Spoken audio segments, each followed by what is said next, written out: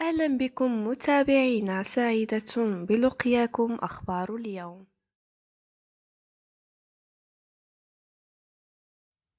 بعد موافقة مجلس النواب على ملف التقاعد النسبي، أظهر العديد من الموظفين اهتمامهم الكبير بالبحث عن نتائج التقاعد، حيث يكون هذا بمثابة مكافأة لهم بعد سنوات من الجهد والعمل.